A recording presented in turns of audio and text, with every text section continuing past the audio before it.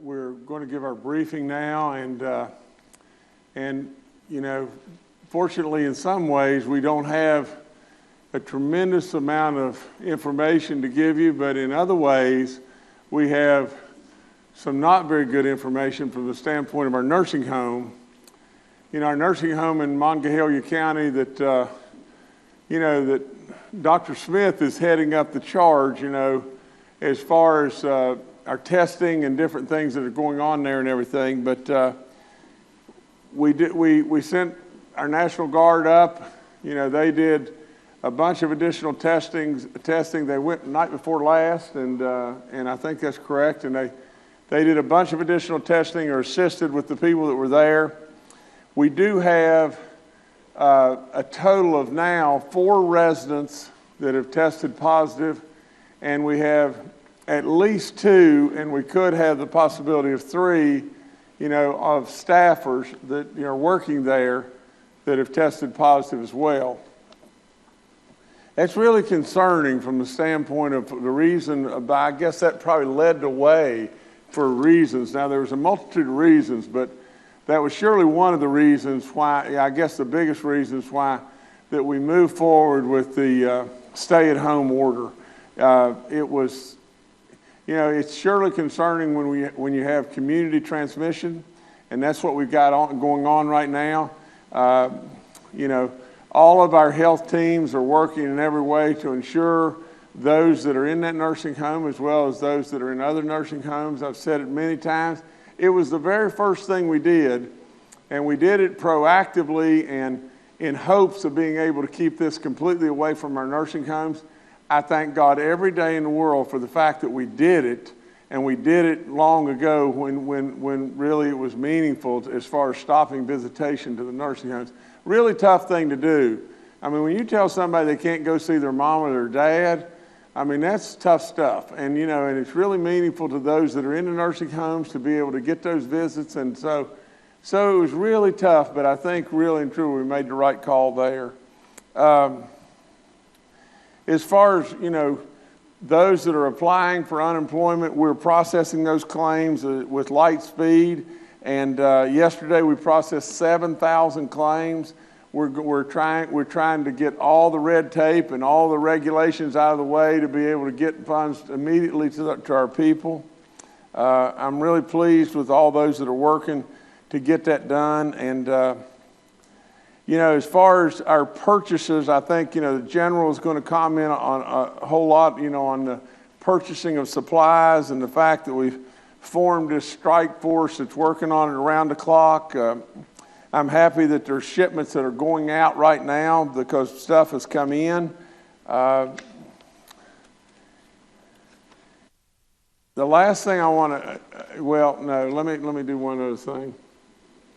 I'm saving, you know, to tomorrow being our day of prayer statewide in West Virginia, but let me mention just this. And this carries with it a lot of notoriety, and I'm really proud of this and everything, but the Milan lab right now is pumping out, you know, one of the drugs, and there's no point in me, I'll try. It's hydroxychloroquine. That was pretty good for me. But, you know, that drug really combated malaria, and we found, you know, that it may very well be one of the drugs that gives us a breakthrough as far as stopping this dreadful disease. And so with that all said, you know, we should all be really proud of Milan, and they're the first, I think, in the country that's now manufacturing this product and everything, and it's right here in West Virginia. So, Milan, we're really proud of what you're doing, and we really thank you in every way. And, you know, I couldn't be more proud of the fact that you're from West Virginia. So that's good stuff. And now the last thing I've got is just this, is tomorrow at 12 o'clock, we're going to have, you know, our statewide, you know, day of prayer ceremony. And at that time, I really urge everyone to kind of to watch it and everything, and surely pray with us. You know, God above will hear us. And he's hearing us in every way, shape, form, and fashion now, and he'll hear us. And so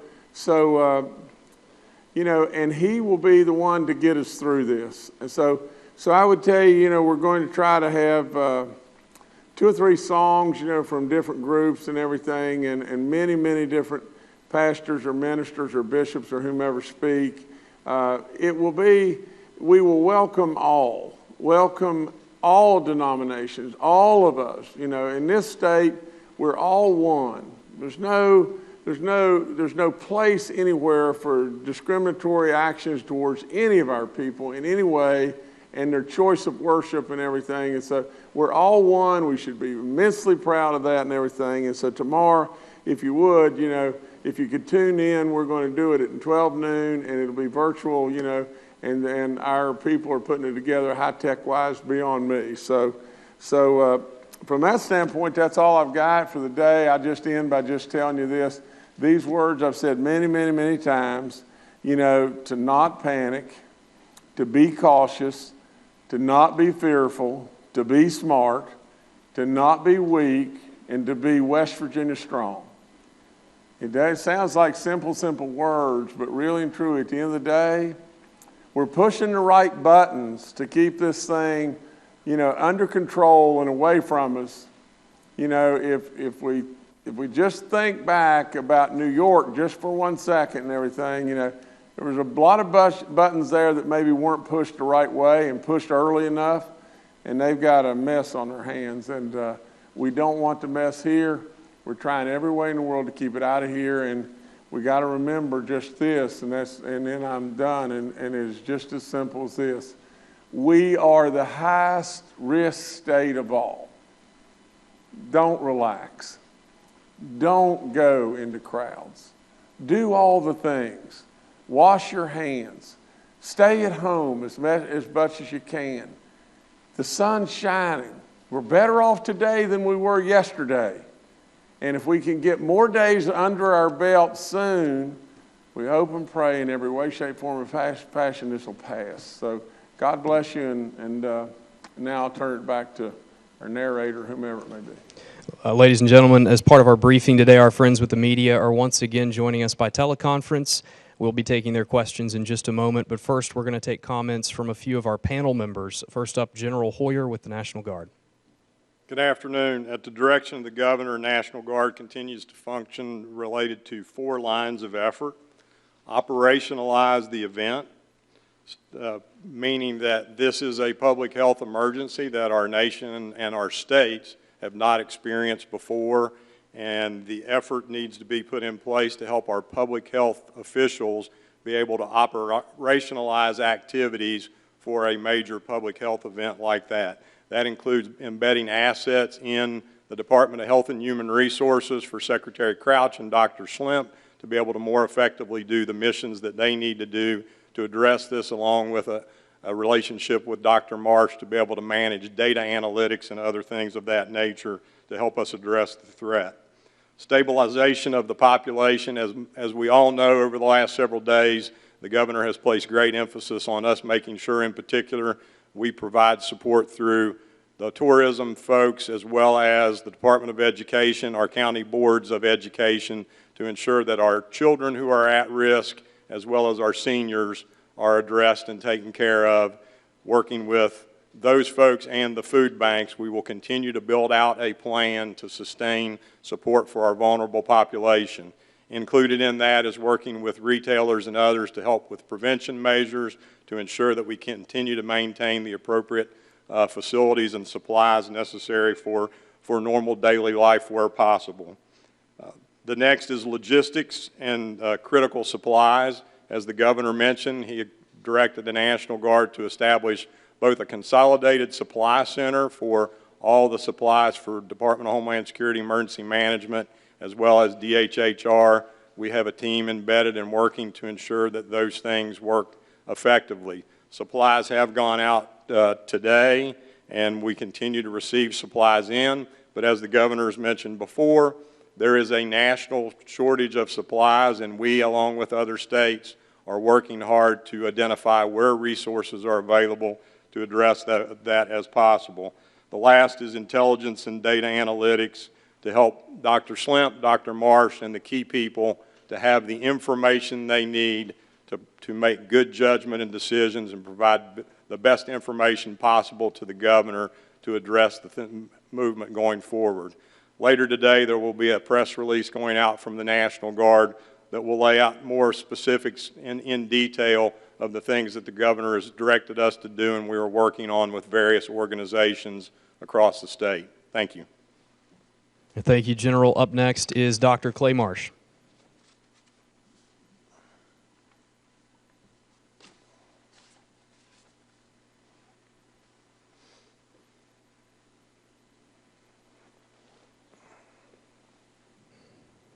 Okay, we'll come back to Dr. Marsh. Let's go to Bill Crouch and Dr. Slimp.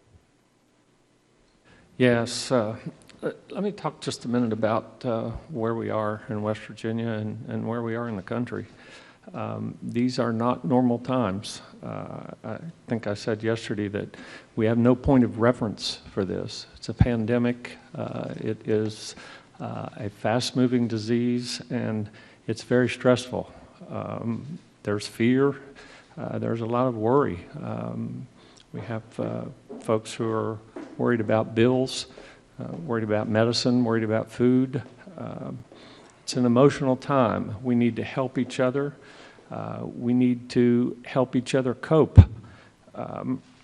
If you need help coping, there are avenues for you to do that. Our local behavioral health centers in West Virginia are there. They handle regions of the state. Call your local health department to get a number or go to our website to get that number. CDC also has information with regard to coping and dealing with anxiety in these times. So please reach out to support each other, help each other, help your families. So. Great. Good morning and or afternoon. The days fly. And thank you. First, I want to say just my appreciation to the Guard and to many other partners who really offer their assistance. This is absolutely something that we do as a whole of government, whole of community, and that it's absolutely critical. And so I so appreciate all of their assistance. Can you hear me, Jordan? I wanted to talk today a little bit just about, as a family physician here, to address folks' thoughts about if you think you have coronavirus or you have gotten tested and are awaiting your test results or you've been diagnosed with it, what do you do?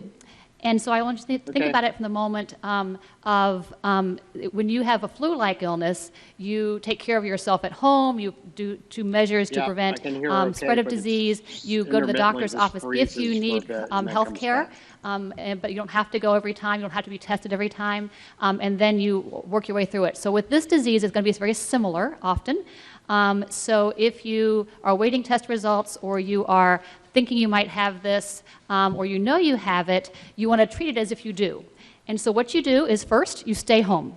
And you are very definitive about staying home. If you need to go to the grocery store, somebody else goes for you. If you go to the pharmacy, you want to not be around other folks. You want to separate yourself at home as much as possible from others in the household. So if it's possible to have your own bedroom or a bathroom, you use that as well, so that you don't spread it to family members as much there. You can, if you need to go out and be around people, you can use a face mask. Folks are actually making some wonderful ones in communities. That's a great use for those. If you have to be near somebody else, you're welcome to use that. You want to do all those good hand hygiene, other kinds of things to not spread it in your household. You want to not share dishes and cups and all those kind of things, and to clean, good environmental cleaning. You monitor your symptoms, and if you're getting sicker, you want to talk to your healthcare provider. You call them first, tell them you think you might have this, and get their guidance on what to do. If you go to the doctor's office, you want to wear a face mask when you get to the doctor's office.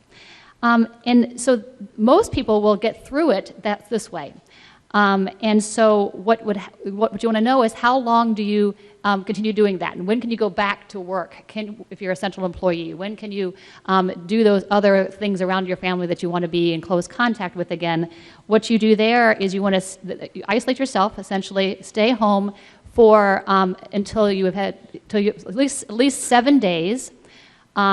And at least 3 days after the symptoms begin to resolve. They're 3 days after fever is done. So, but always at least 7 days and at least 3 days after fever is over, so maybe longer than 7 days. So that's kind of how you handle this. And if you have family members that have been exposed to you, you actually ask them to stay home with you as well, so that they're not transmitting it further. And that would be for 14 days, actually. We have this on the website. We have a couple of new information sheets for folks on the website if you think you might have this disease, how to handle it, and also if you think you've been exposed. So I just want to give people the practical pieces of how to handle that as we move forward. Okay, thank you. We're going to try Dr. Marsh again. Dr. Marsh, if you can hear us, go ahead. I can hear you fine. So it's great to be with you guys. And what the update that I have is about the U.S., about New York, and then about us.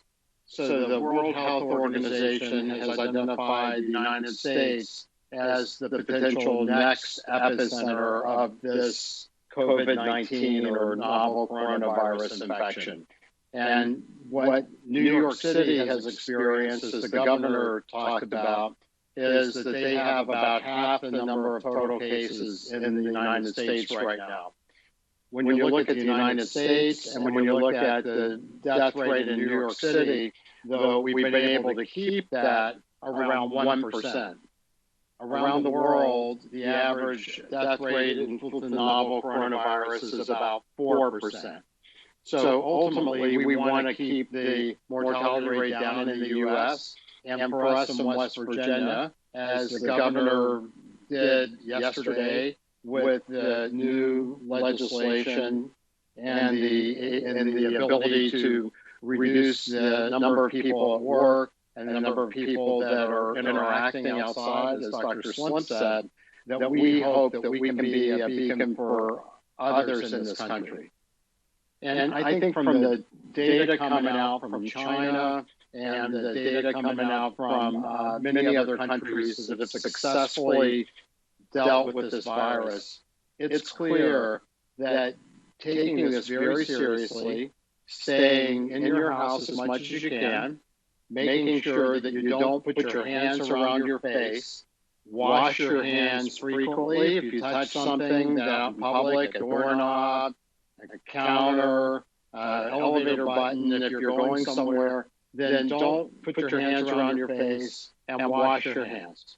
Because it's clear to me that a greater and greater way that this virus spreads is through droplet. It gets deposited somewhere. And we know that on cardboard, it can live for up to 24 hours, on plastic and stainless steel, maybe even longer.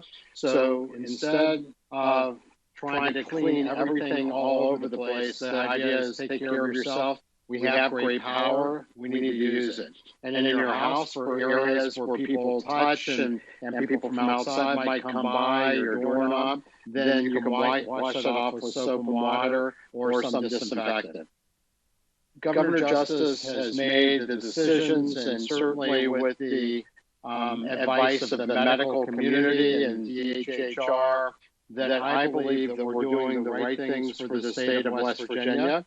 And as we have the most vulnerable population, we also have a great opportunity right now to take the tsunami wave potential that New York City has seen and reduce it not to a river, but to reduce it to a stream. And with everybody in the state working for their neighbors, for their family, for the vulnerable people in the state, and for our heroic healthcare workers, we can be the state that had the least impact of coronavirus from anybody else. Thank you. Okay, thank you, Dr. Marsh. Once again, Governor Justice and our panel members are holding today's briefing with media members joining us virtually to practice good social distancing. To ensure all outlets have an opportunity to ask questions, each outlet will be given the floor to ask one question on our first run-through. The order has been selected at random. To media members, when we call on you, please remember to unmute the microphone on your end before asking your question. Please confirm your name and affiliation as well. The first questioner today is Taylor Stuck with the Harrell Dispatch. Hi, this is Taylor at the Harrell Dispatch. Can you hear me?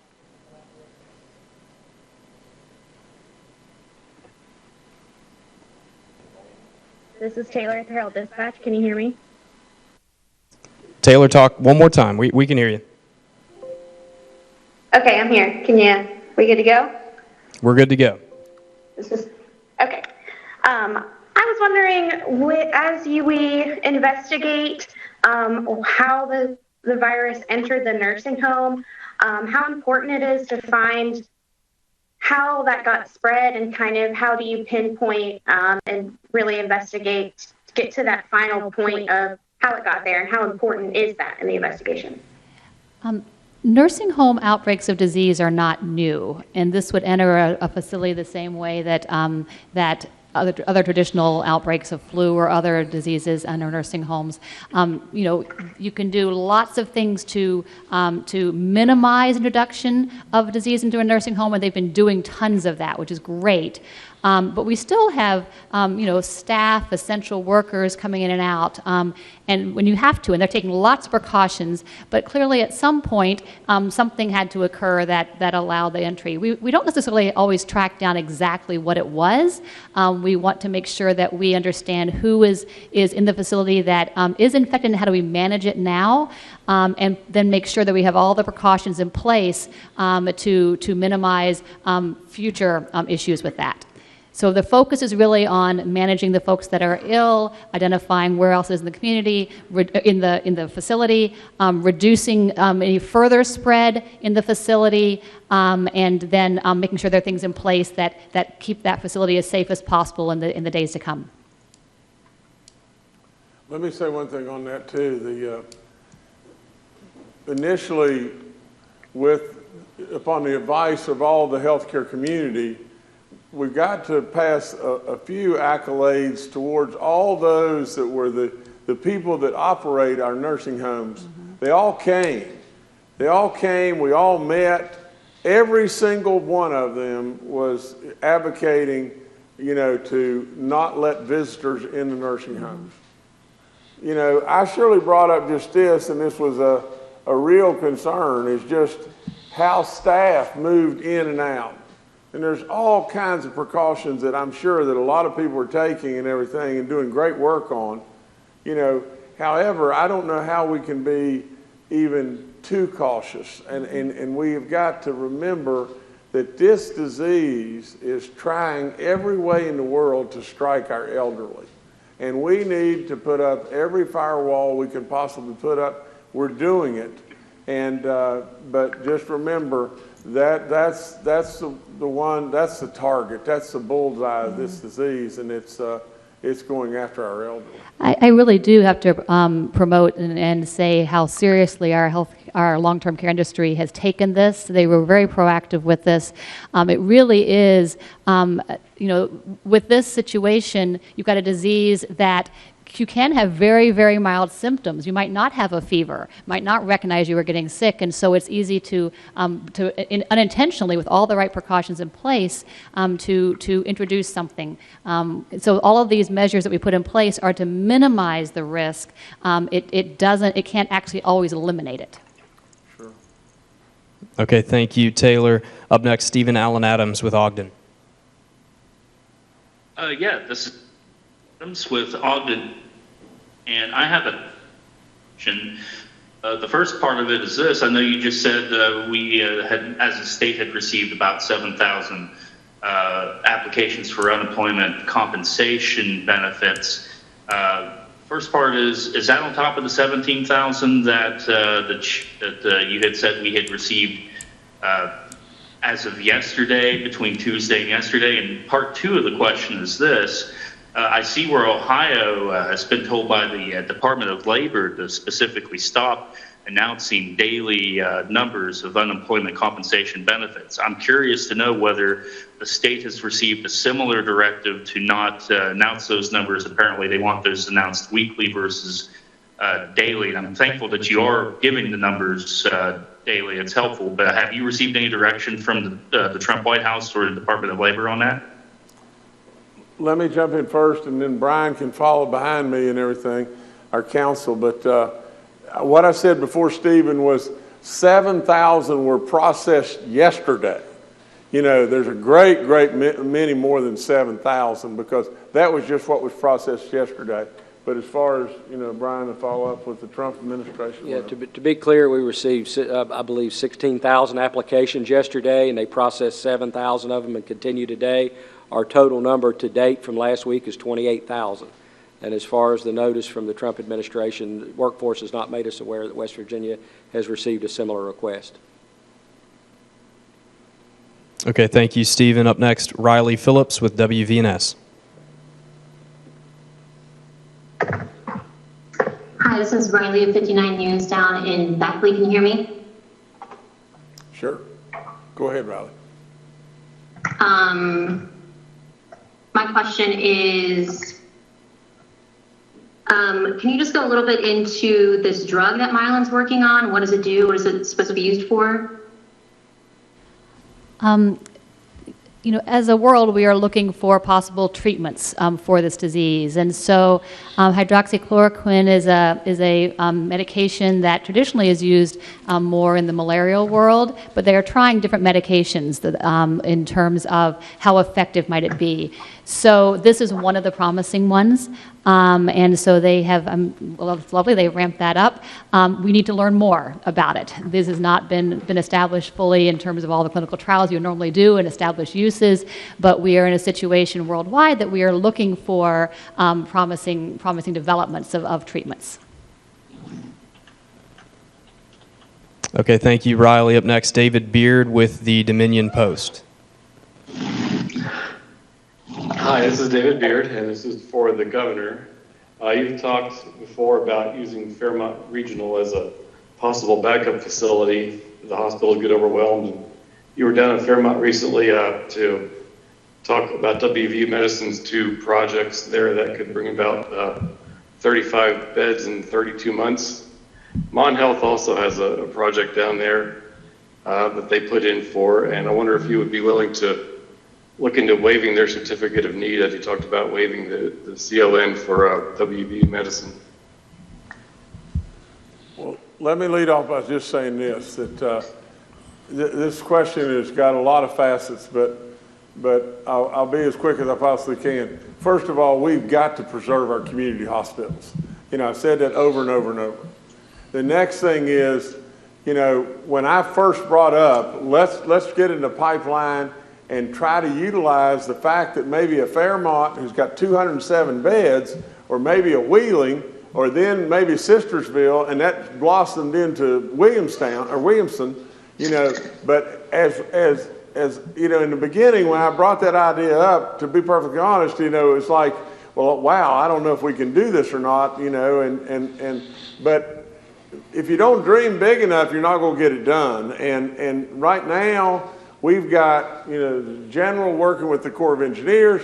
We've got Congressman McKinley, and he's working, and I'm working it as hard as we possibly can, plus everybody else here, because at the end of the day, and God forbid, we may very well have to use that as an overflow. Now, as far as your question with CON, you know, to be, again, straight up as I can be, I would welcome waiving the requirement in order to be able to get WVU in there tomorrow and get going, you know, but I'll have to pass to Secretary Crouch and everything to give you more detail on that.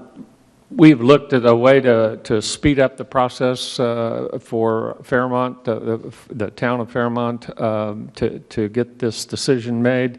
The statute is very clear. The rules are very clear that were filed with the legislature, which gives them the force of law. So we have to follow that process at this point. I've tried to do what the governor said and speed this up, but some things are just not possible to speed up. So there's a process through CON that will go forward. The decisions will be made by the board of the Healthcare Authority, and we'll follow the statute where it's required.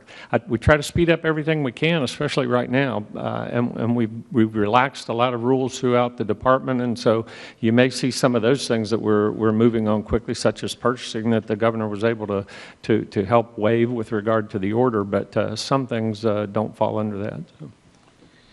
And let me follow up on this.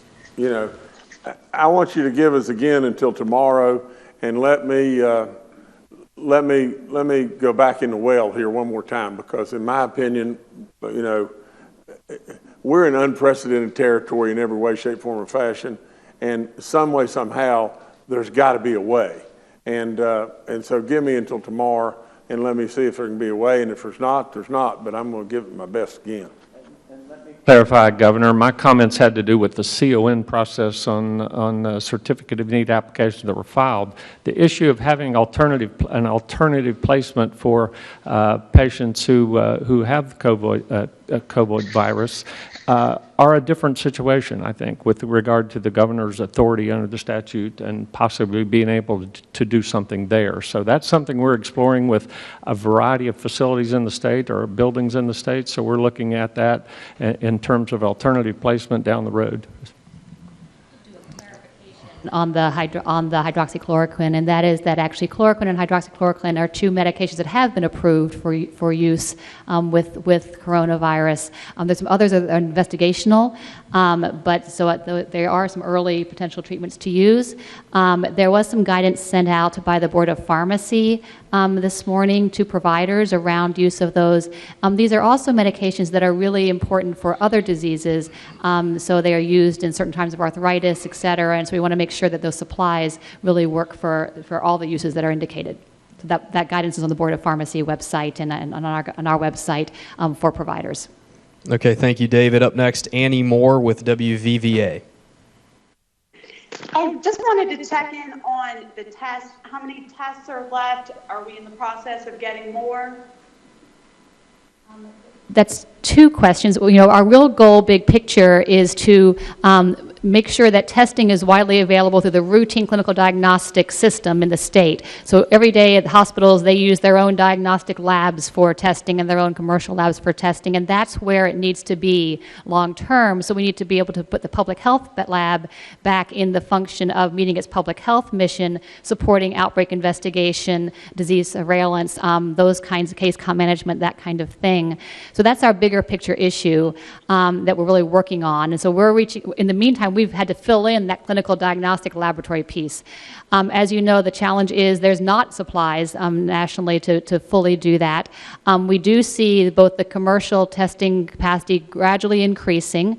We are working with our hospital laboratories, clinical diagnostic laboratories, to have hopefully more rapid testing available locally in healthcare facilities, in terms of hospitals mostly, those level labs. And so we're reaching out to each of those to see what supports they need to get their own diagnostic testing ability up and running.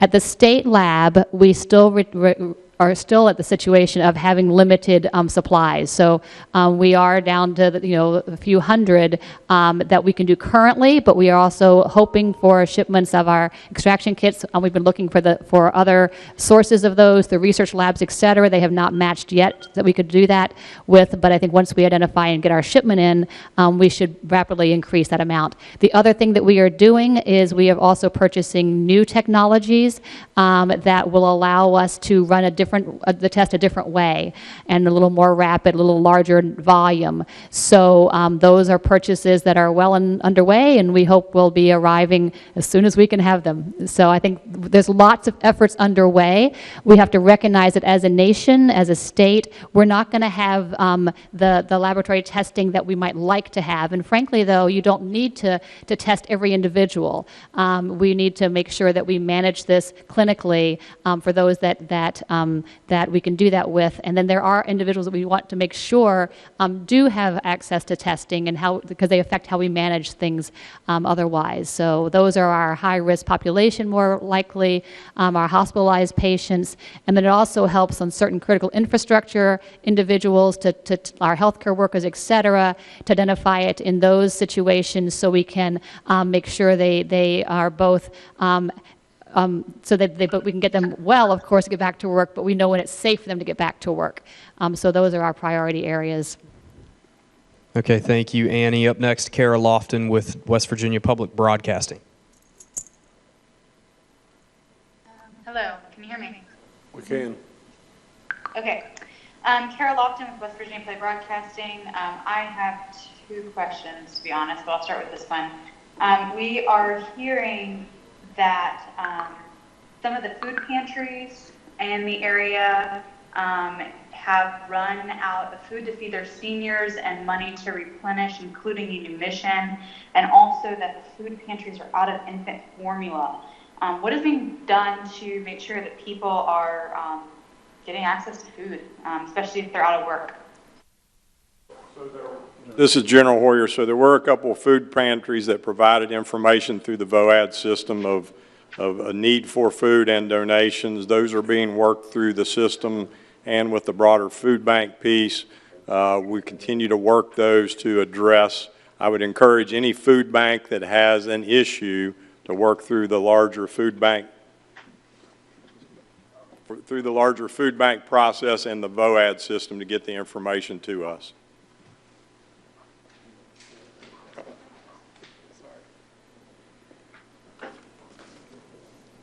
Okay, thank you, Kara. Up next, Kenny Bath. Did you have a second question?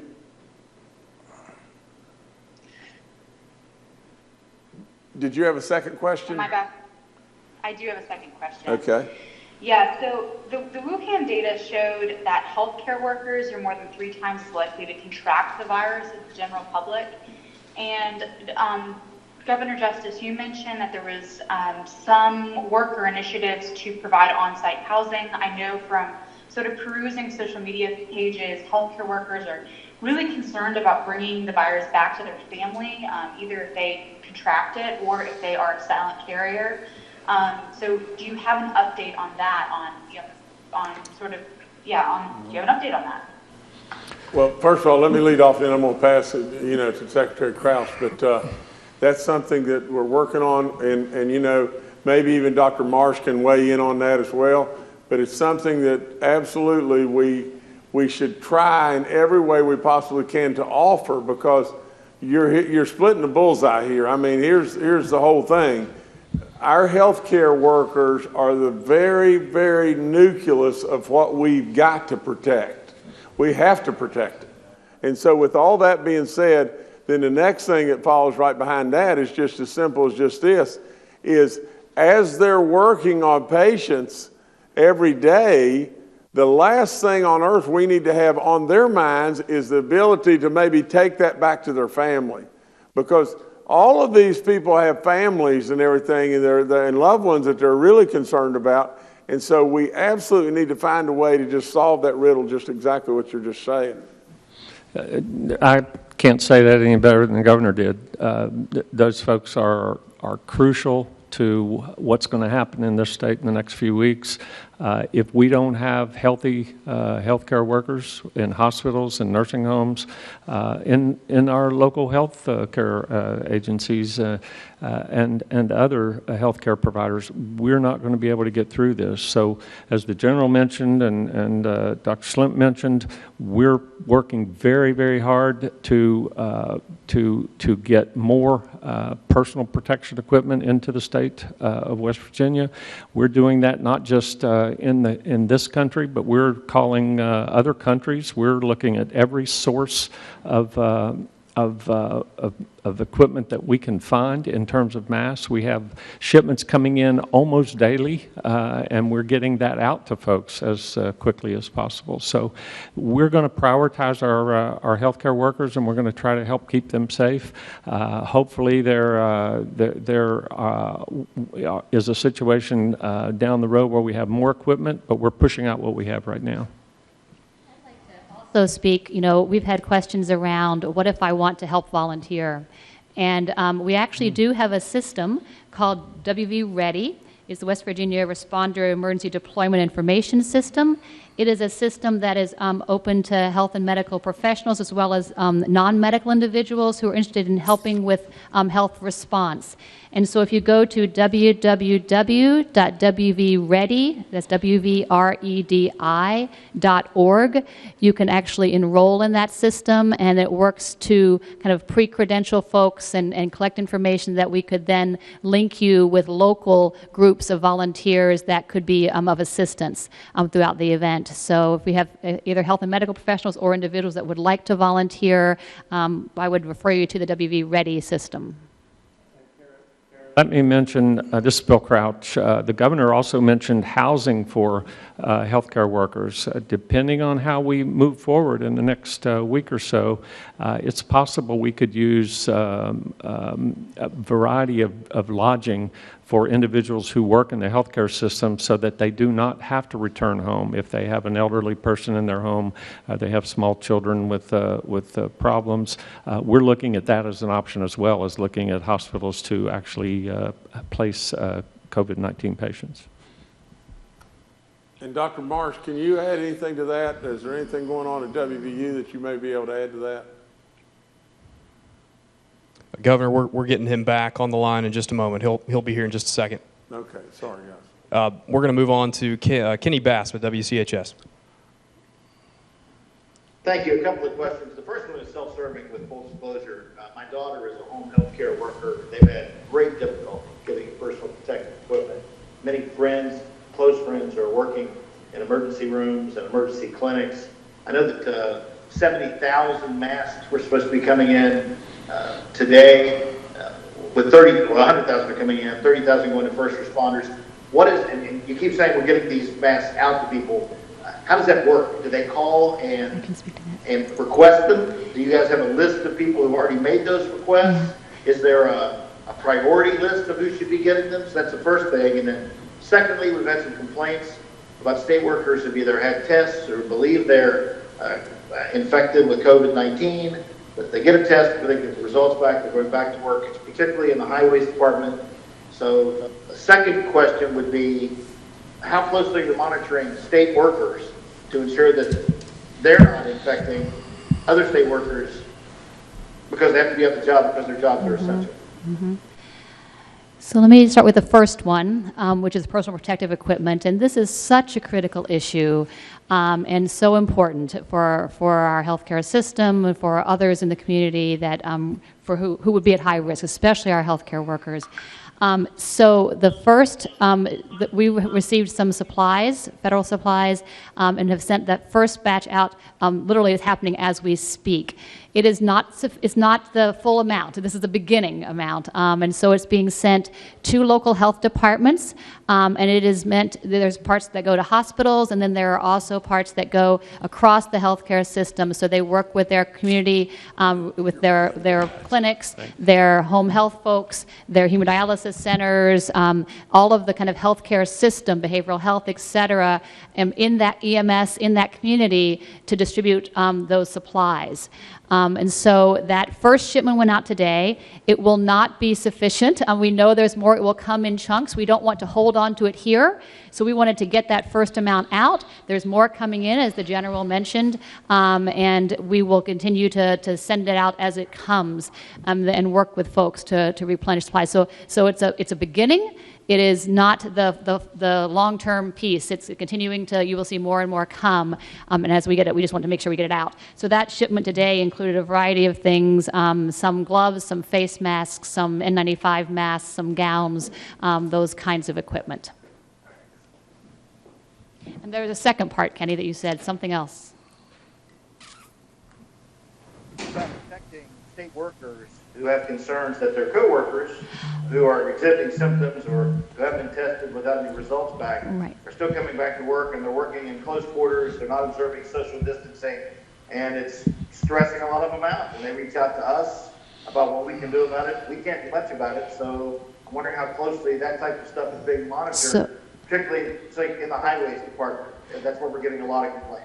Okay, I don't know specifics of that one, but I can tell you, this is why I give the guidance today, that if you think you have COVID-19 or you have been tested for COVID-19, and you're waiting your test results, you need to do the actions that as if you had it, definitely.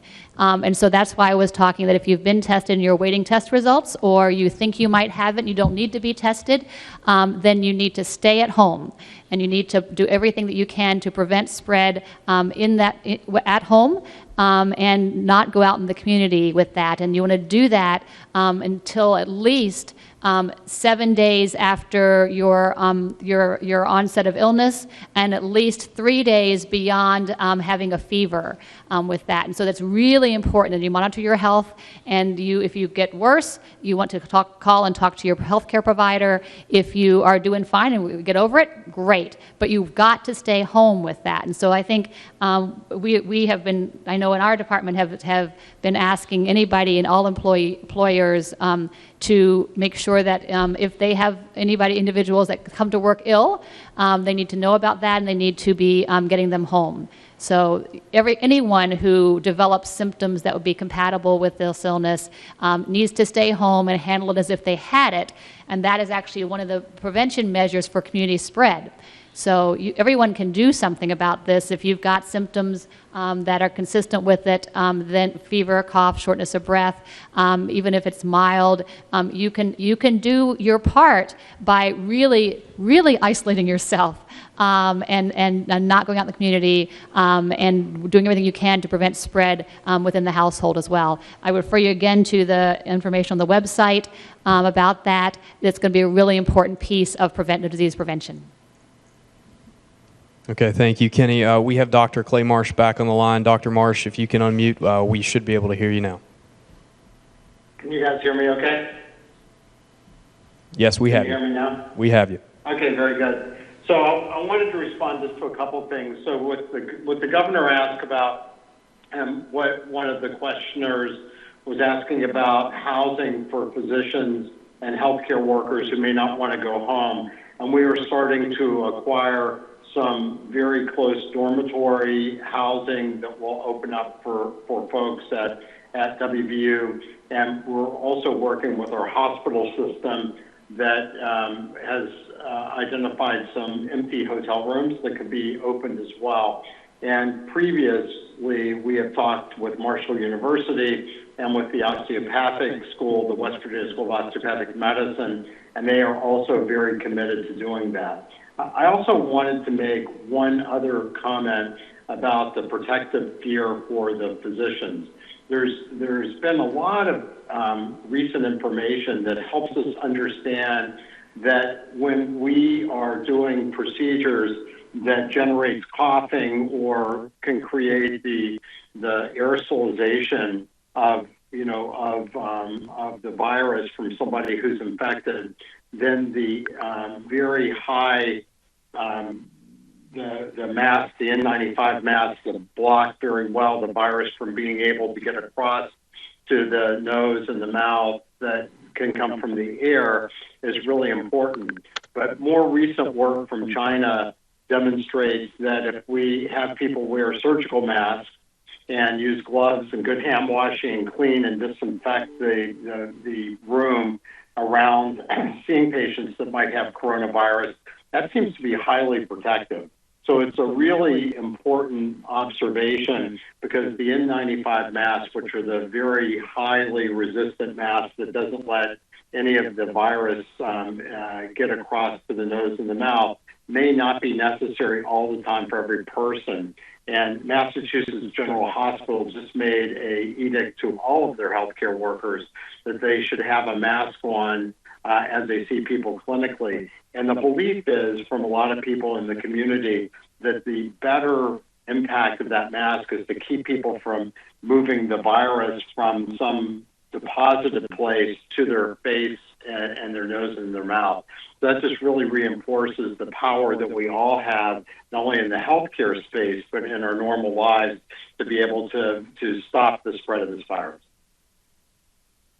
Speak to around masks is there's been a wonderful, very West Virginia specific initiative around making masks and homemade masks. And I just wanted to speak to the fact that those are actually probably best used at the community level. So it might be helping some of those if it's needed by someone who happens to have symptoms of disease, that you want to make sure that they wear a mask if they have to be around someone, a family member or someone else. It might be used by some of our essential service workers who are out in communities that feel that they would like to have just some protection to remind themselves not to put their hands on their face, etc. So those are really probably a wonderful ability to use at the community level with that, and then that also helps to keep those traditional medical surgical masks for our healthcare providers that are in higher risk settings. Okay, thank you. Dr. Marsh, up next, we're going to go to Charles Young with WV News. Hi, this is Charles Young with WV News. Governor, my question was regarding the president's comments today about wanting the economy and the country to be back open by Easter, which is far ahead of the schedule recommended by healthcare professionals. What would that mean for West Virginia? Well, Charles, first and foremost, we need to give the president a lot of credit because he's made a lot of real good moves on the chessboard in trying to protect us from the standpoint of, not allowing flights to come in from Europe and China and all the different areas, that he's made good steps on and moved in the right way. From the standpoint of everything going back to a normal status and people going back to work and everything by Easter is ambitious, but at the same time, I would celebrate in every way, shape, form, or fashion if we could do that. I really believe this in my heart, and the best way for me to speak is just that way. I believe that there is a real possibility, of optimism here that this could some way, somehow pass if we continue to keep our foot on the pedal and doing the right things in the near-term days to come.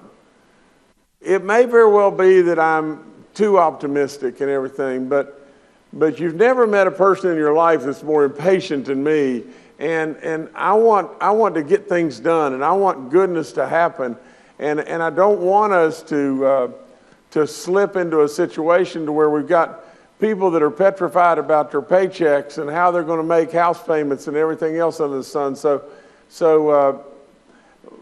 while I think it may be a little too optimistic and everything, I hope and pray our president knows something that I don't know, and we want to keep our foot right on the pedal and keep doing everything we can possibly do in this state, and let's just hope and pray this thing passes by us.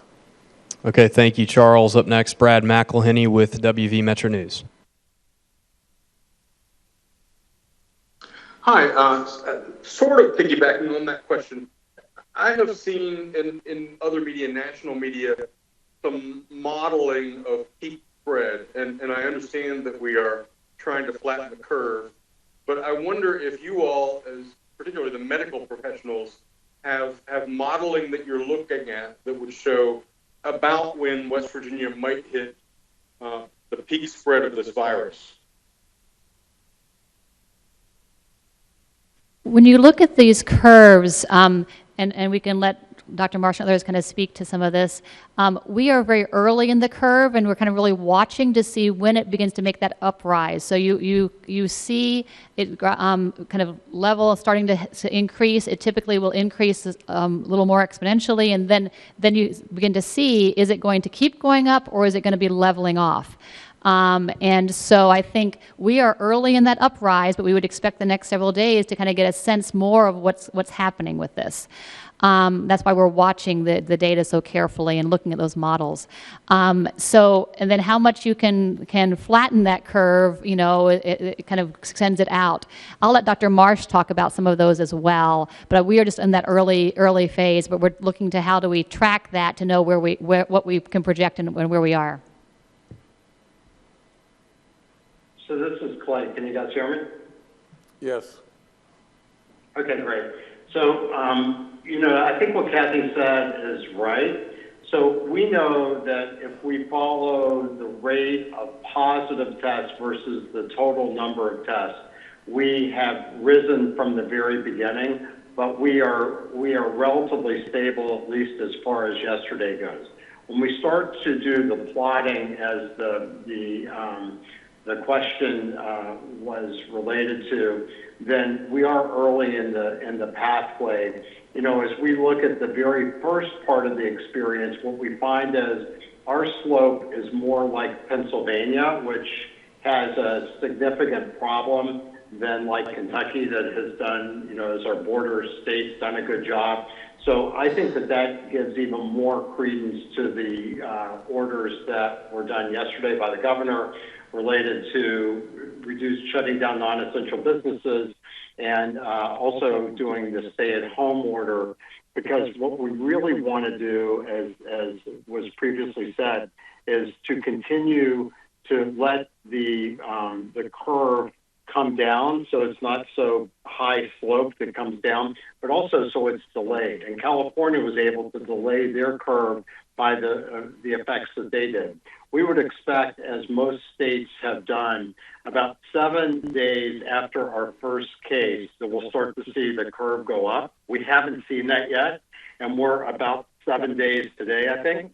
And so we'll watch for that, because the more days the curve does not go up, it tells us that we've pushed it out to the right, which means that we have bought ourselves much more time, given the things that we're doing now. So we're watching the curve, not only sort of understanding that we're going to get more cases, and at some point, you know, we're going to see penetration in West Virginia too. It's a pandemic. We can't avoid that. But if we're doing the right things, and our citizens are staying in their homes and washing their hands, and, you know, and being careful about social distancing, 6 feet apart, then we can start to see the results of that with the curve as well. So the curve is not fixed, it's dynamic, and it relates to both the really good epidemiology that Dr. Slimp and DHHR is doing in cases like with our nursing home, but it's also related to what every citizen is doing. And as we've talked about, if enough people, 90% of people can do the right approaches with social distancing, stay at home, wash your hands, keep your hands away from your face, then we may be able to flatten that curve significantly. I really think this is the factor that we can do all of the update investigation kind of things that we can, but what's important that will make a difference is that everyone in West Virginia does this, and so that is the important thing of following that guidance and those orders, and to really taking seriously the advice that we have been saying since the beginning: if you are sick, stay home, and treat it as if you were having this, and that will also help reduce spread. Okay, thank you, Dr. Marsh and Brad. Up next, Amanda Barron with WSAZ. Hi, everyone. Amanda Barron from WSAZ. We know that community transmission is happening based on the nursing home. The Kanawha County Courthouse, CNX, also had 2 cases. Employees who still have to go to work and are scared that they don't have any channel to safeguard their job post-pandemic and to protect their health. And I just wonder, to the people who are concerned about going to work right now, if their job is considered essential, what do you say to them? And is there any sort of recourse they might have, or anyone they can call to get guidance on what they should do? Yeah. First, I say thank you. And that goes to all of my staff as well. We have a lot of people that are doing this work when they have to be at work. They have also people that are doing the same work in response from home and from a distance. So we're trying to manage that as well. So I think it's really important. First, we say thank you. Second, that employers follow the guidance that's been sent out with essential service workers in terms of monitoring your staff, looking at their health, making sure that staff know that if they do have illness, they need to stay home. We are trying to, even with our essential workers, do as much as we can by remote distance or spread people apart. It's very hard to adapt work sites, and I think we're all learning that still and trying to maximize it. We need to really take it seriously and continue to advance that effort. Okay, thank you, Amanda. Up next, Phil Kabler with the Charleston Gazette-Mail.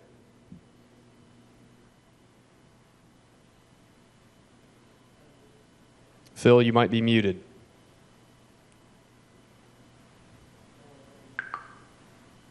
Can you hear me? Yes. We got you now.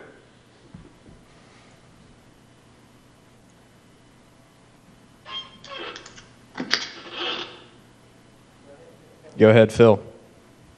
All right, can you hear me? We got you, loud and clear.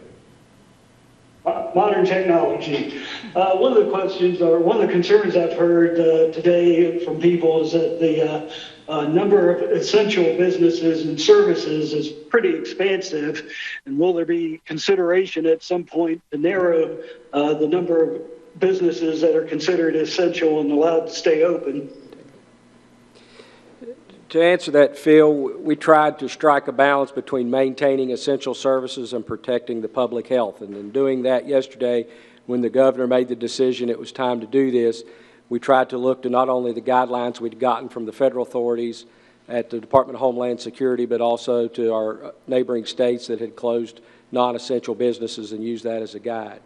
Of course, this doesn't undo what the governor had previously ordered, and that was companies that could make do with telework and having reduced staff, that they keep that in place. So any company that had been doing that and then saw, well, I'm now not an essential business, I'll bring everybody in. That was not the intent of this, and it's clearly set out in the order not to do that. So, we've got to maintain those essential services. To the previous question about, there are risks in society, but people have to step forward and take those risks. Our life has to go on. We have to provide services to our citizens, and so we expect our employees to step up and do that. Private businesses have asked to be able to maintain their way of doing things so that they can provide those services that support our healthcare industry, our first responder industry, our infrastructure in this country. So we have to continue to do that, and the governor asked us to find a way to strike a balance, and I think we've done that. Two, remember that just because you're designated an essential service doesn't mean it's always done in person. And I think that's what Brian is really speaking to with that. So, for instance, it's staying open in different ways. So we have our DHHR and enrollments and SNAP and other benefit enrollments. There's new ways to do that. Many of our healthcare providers, where they can, are shifting to telehealth initiatives and other efforts with that. And there's more information coming out with that for our providers, and 1135 waiver, et cetera. So those are all things that it's essential means you have to continue operations. If you can do it from a distance, if you can do it remotely, if you can do it in a different way, that's the best. If there are certain situations you have to be in person, and so you do those with as much protection as you can to folks. Okay, thank you. And our last question today comes from Aaron Beck with the Register Herald in Beckley.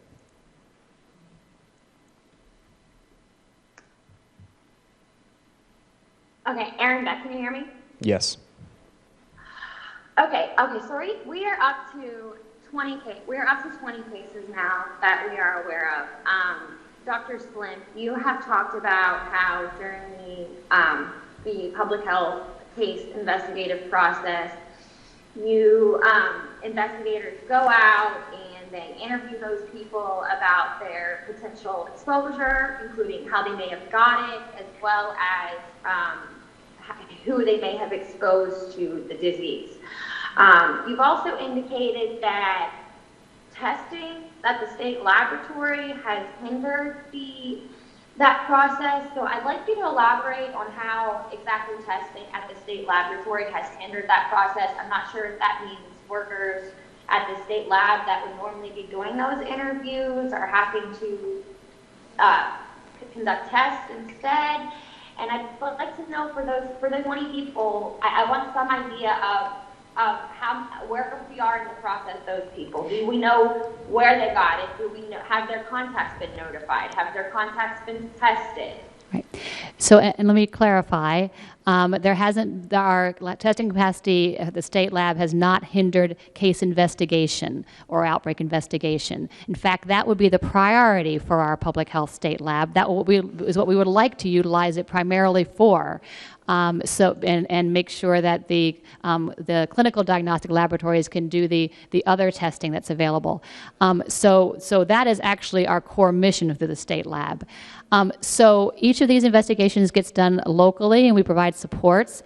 And so when they do the investigation, yes, they have been going out each situation to find the individual, interview the individual, find contacts, interview contacts, get testing of those contacts. In fact, some of the cases that you're seeing rise in our numbers are actually from our contact investigations. And so you will see additional ones rise because of these. Some of those tests come to the state lab. We are always prioritizing those for our state lab. But you can also get that testing other places. So if you've got local testing in your hospital that can give you a strong, rapid turnaround time, then you can utilize that as well. So the key thing is in those contact investigations, you want to be able to have that test back and understand how to manage it. And what you do while you're testing that individual is you have them treat themselves as if they are positive, and do all the prevention measures that we talked about, and have their family members kind of stay home as well in case it is spreading further. So you actually manage it while you're waiting test results as if it's positive, and you do that testing to track it further. The direction, just to understand, we've added an additional 18 personnel in the lab to augment the epidemiologists who go out and do this analysis as well. We have 2 data analysis officers as well as a medical doctor with a master's in public health who are going in to augment Dr. Slimp's team over there to help give her the capacity that she needs to do this work. Each of those are actually coordinated at the local level by the local health department and the regional epidemiologist and the supports that the general speaks to. Okay, thank you, Aaron. That is all the questions we have for today. Governor, back to you. Well, let me make 2 or 3 comments about all of our questions today. They've been great. I want everybody here to understand just this, that I meant it when I said that I'm probably the most impatient person that maybe you've met. Our people are doing great work, and we should salute and commend them in every way. But I would tell everybody that it's my job to push them to do better. You know, there was a question about the Fairmont CON, and I know we have to follow guidelines, and we will. But the answer really and truly is just, I mean, the final answer may be exactly what it has to be and what it's already, what Secretary Crouch already presented to us. But it doesn't mean that I'm not going to go back and try to change the answer because, you know, I've got to tell you this. I would like, if I had the opportunity, and I'll sure make the time for me to do it, but you know, from the HIPAA laws and the fact that people are sick and everything, you know, I surely haven't been able to speak with all those that have had a positive test. But I did have the opportunity to speak to one gentleman in the ICU unit. And you could really tell, I mean, this man has been really sick. And he felt like that he was really at one time close to losing his life. And if you had been on that call, you would feel exactly how I feel, in that we got to do everything in our power. We've got to catch 5 extra gears to try to do everything in our power and then some to be able to assure our people and help in every way possible. I don't mean that in any way, you know, to toot my horn or anybody's horn. You know, it's just a matter of just simply this. We don't rest until this is over. And I want to say one other thing too. That gentleman wanted me to be sure to pass the accolades on to his doctors and onto his head nurse, because he felt like unequivocally they saved his life. Now, does that not tie completely to the fact that we need to protect these healthcare workers in every way, shape, form, or fashion? And there was a question, too, about, well, you know, are the masks or the protective gear, and they're not getting out fast enough. They're right, you know, and we need to absolutely do more and more and more. You know, I can surely detect the frustration, but I'm frustrated too.